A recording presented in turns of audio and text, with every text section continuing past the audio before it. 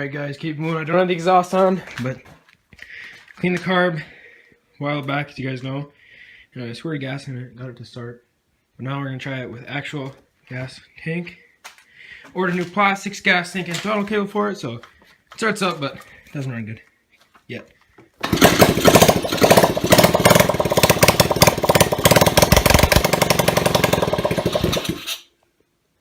There you go, guys. Just see it runs.